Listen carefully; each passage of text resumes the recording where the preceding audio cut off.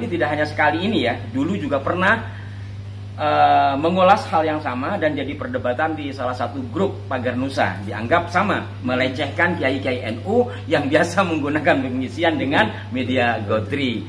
Sing lucu mbiyen Cah Banjar mara tenggen kula, Gus. Kula pengen kebal, mbok tulung kula disuwuk kapulih kebal. Kowe iki radong apa kepiye? Aku ki udu kiai jurusan suwuk. Biasanya piye lah pengen kebal? Biasanya kula keng nguntal Godri, Gus. Lah kula jawab, "Oh alah lele. Lah nguntal Godri ki iso dadi kebal, mbok sekalian diuntal sak peleke." Aku ya ngono to. Kalau kita memang belum sangat-sangat mendalami tentang hal sesuatu keilmuan, misalnya ilmu A, ilmu C, janganlah kita terlalu dalam mensalah-salahkan. Assalamualaikum warahmatullahi wabarakatuh. Waalaikumsalam warahmatullahi wabarakatuh.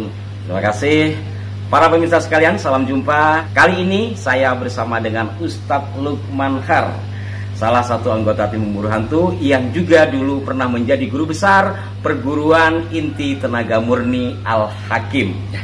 Jangan panggil Ustadz dong, Babe aja. Oh Babe.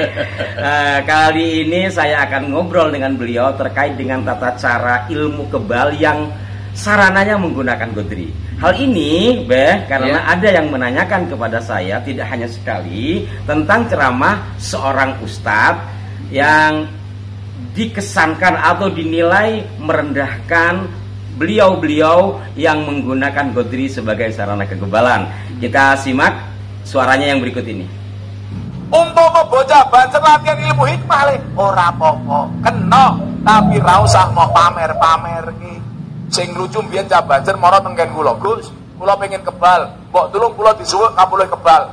Kowe iki radong apa kepiye? Aku ki udu kiai jurusan suwuk. Biasanya piye lah pengen kebal? Biasanya kula keng nguntal Godri, Gus. Lah kula jawab, "Oh alah lele. Lah nguntal Godri ki iso dadi kebal, mbok sekalian diuntal sak peleke." Aku ya ngono to. Sebelum ke Babe Lukman, saya akan sampaikan kepada Anda sebuah berita yang diterbitkan tahun 2012 yang lalu bahwa ratusan anggota Barisan Ansor Serbaguna Kabupaten Kediri mengikuti penggemblengan massal ilmu kekebalan. Kegiatan itu digelar di Balai Desa Trisulo, Kecamatan Ploso, Klaten, Kabupaten Kediri, Jawa Timur pada Selasa 26 bulan 6 2012. Hal yang penting saya sampaikan di sini adalah anggota Banser ini sebelumnya mengikuti latihan dasar yang ke-40 berlangsung selama 4 hari. Di dalam acara tersebut dihadiri pula oleh almarhum Kiai Haji Agus Sunyoto, seorang sejarawan Nahdlatul Ulama. Kemudian di sini Kiai Haji Agus Sunyoto menjelaskan dalam kegiatan tersebut semua peserta harus siap mental dan fisik. Sebab itu dijadikan kebal, para peserta harus menelan Godri sepeda masing-masing 7 buah. Ini adalah fakta sejarah, kurang lebih seperti itu. Karena apa? Ini sudah terdapat dalam media online yang diterbitkan tahun 2012 yang lalu. Ini juga kalau bagi di kalangan Nahdlatul Ulama, bil khusus di Pagar Nusa dan Banser adalah sesuatu yang umum.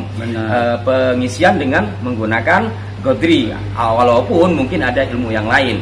Nah, pertama sebelum menanggapi apa yang disampaikan oleh si penceramah tadi, karena si penceramah ini tidak hanya sekali ini ya, dulu juga pernah mengulas hal yang sama dan jadi perdebatan di salah satu grup Pagar Nusa. Dianggap sama, melecehkan kiai-kiai NU yang biasa menggunakan pengisian dengan media Godri. Nah, kenapa sebenarnya harus Godri? Ya, saya terangkan dulu masalah ilmu hikmah atau ilmu apa saja. Ilmu itu sebuah tata cara yang mungkin penciptanya itu udah melakukan riset, melakukan riado yang berhubungan dengan ilmu-ilmu astral, itu biasanya pakai riado macam-macam. Dan itu udah uji coba yang mungkin berkali-kali penciptanya gitu. Makanya kita jangan mensepelekan hal seperti itu. Dan itu sudah zaman dulu. Oh, tata caranya ini harus pakai ini. Begitu juga kedokteran, ilmu kedokteran. Biasa saja di bawah itu juga ada perkembangan. Nah, namanya ilmu mengembangkan ilmu. Tapi juga ada suatu riset yang mungkin berpuluh-puluh tahun, bahkan ratusan tahun. Kan bisa seperti itu. Tapi tidak boleh menghilangkan penciptanya itu yang memang sudah bermanfaat untuk orang banyak.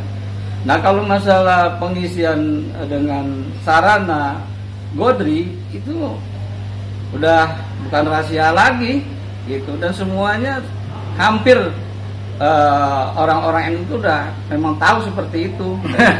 Gitu. Yeah. Jadi gini, itu disebut ilmu asma hikmah al-hadid namanya. Al-hadid besi ya. Nah, itu jadinya pengisian ilmu dengan inti besi. Itu disebut seperti itu. Nah, kenapa dengan inti besi dan disebutkan juga al-hadid itu atau nama inti besi? Karena besi ini mengandung unsur yang sangat kuat untuk meresap sesuatu energi. Nah, gitu. Kita bayangkan kalau besi ini kita kasih panas, dia menyerapnya luar biasa, tapi melelehnya lama. Itu, ya kan? Tapi kalau misalnya plastik langsung meleleh. Maka itu mungkin ya, ini saya bisa katakan mungkin para ulama terdahulu yang ahli di bidang ilmu asrarul hikmah itu menggunakan hadid atau inti besi atau besi sebagai sarana untuk mencapai kekebalan. Benar. Dan itu tata cara ilmu itu memang sudah hasil betul-betul riado orang-orang dulu gitu, ahli-ahli hikmah itu gitu. Dan itu juga harus ada tata cara dengan apa harus diminum godri itu. Yang pertama itu yang paling bagus gitu. Ini menurut pribadi saya mengenai ilmu hikmah itu dengan pisang emas. Nah, jadi dengan pisang emas menelannya godri itu. Nah, bisa juga dengan air yang dicampur dengan minyak jafaron. Nah, itu tata cara namanya. Ilmu itu kan tata cara. Kalau dokter ini harus minum ini, ya kalau dibilang ya kenapa nggak sekalian minum apa tadi peleknya gitu ya? Iya. Ya kenapa nggak nelan sama peleknya aja? Dokter gitu. ngasih tahu minum ini. Kenapa nggak daunnya aslinya aja dilalap? Oh iya, kamu antibiotik segini, dosisnya sekian. Dan antibiotik itu terkenal dengan bawang putihnya. Iya. Kenapa nggak tan bawang putihnya keranjang? Sekalian bercepat sembuh gitu.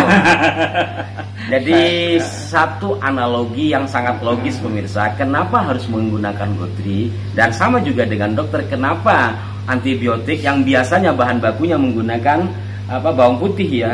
Kalau dengan cara pikir yang tadi itu biar cepat sembuh minum aja sekeranjang gitu. Itulah ilmu adalah tata cara. Apabila kita tidak mengetahui ilmunya ya lebih baik tidak usah berkomentar kan seperti itu ya. Mungkin Bapak ada saran bagi kita semua sebagai bangsa Indonesia, secara khusus sebagai umat Islam yang banyak mengikuti atau mengambil ilmu tersebut, karena Babe sendiri dulu ketika masih menggunakan ilmu itu kan banyak pasiennya gitu ya, klien-kliennya. Apa pesan Babe terhadap masyarakat? Ya, saya mengharapkan kepada masyarakat, kalau kita memang belum sangat-sangat mendalami tentang hal sesuatu keilmuan, misalnya ilmu A, ilmu C, janganlah kita terlalu dalam mensalah-salahkan, itu yang terpenting. Karena kita harus menghargai orang dulu susah payah menggali ilmu ini bisa bermanfaat untuk orang banyak gitu. Nah, yang kedua, kalau masalah keilmuan itu yang terpenting tidak keluar daripada akidah, artinya yang dilarang oleh Allah Subhanahu wa taala. Misal orang Islam, oh ini minumnya harus pakai darah. Nah, itu kan tidak boleh. Darahnya sudah dilarang gitu ya. Nah, itu yang kita harus pikirkan. Mungkin itu saja. Ya, kita harus saling menghargailah orang tersebut punya suatu ilmu, oh begini. Kalau memang kita tidak setuju kok bertolak belakang dengan hati kita gali ilmu tersebut, kita pelajari dulu, ya kan? Nah, kita pelajari, mungkin bisa nggak nih kita kembangkan ilmu ini, nggak pakai godri tapi pakai apa gitu. Nah, itu baru. Artinya ada perkembangan ilmu, mengembangkan dari yang sudah ada. Benar. Bukan lantas merendahkan yang sudah ada. Betul. Apa yang direndahkan itu sesuatu yang sudah lazim di kalangan ulama NU khususnya. Jadi saya ingat tahun 90-an dulu itu musim ninja di Madura ya, saya masih di pondok. Saya masih kecil lah, senior saya itu kan ada yang ke Gus Maksum, ada yang ke Dresmu, ada satu senior pulang, aku minum pelor gitu. Jadi kalau di Madura godri itu sebutnya pelor. Saya bertanya, pelor kayak apa gitu kan. Artinya apa para pemirsa, bahwa setidaknya dari saya masih kecil ketika sekitar tahun 90-an Indonesia diserang isu ninja.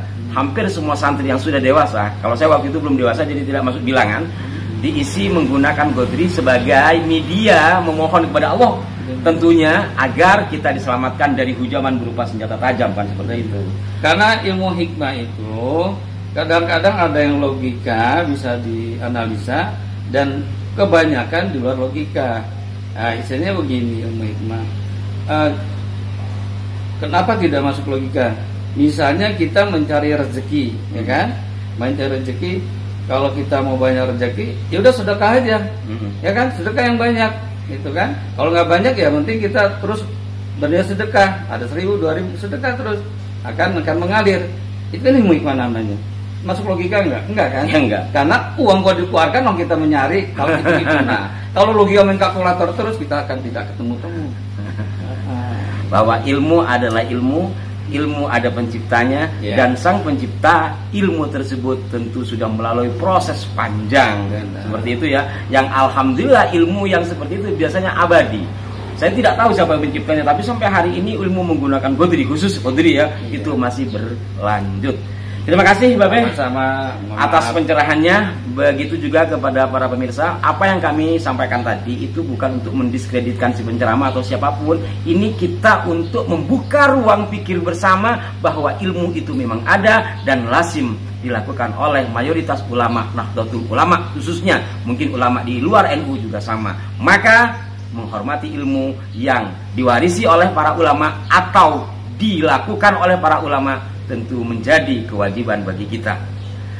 Kurang lebihnya mohon maaf. Wassalamualaikum warahmatullahi wabarakatuh. Waalaikumsalam warahmatullahi wabarakatuh. Sampai jumpa.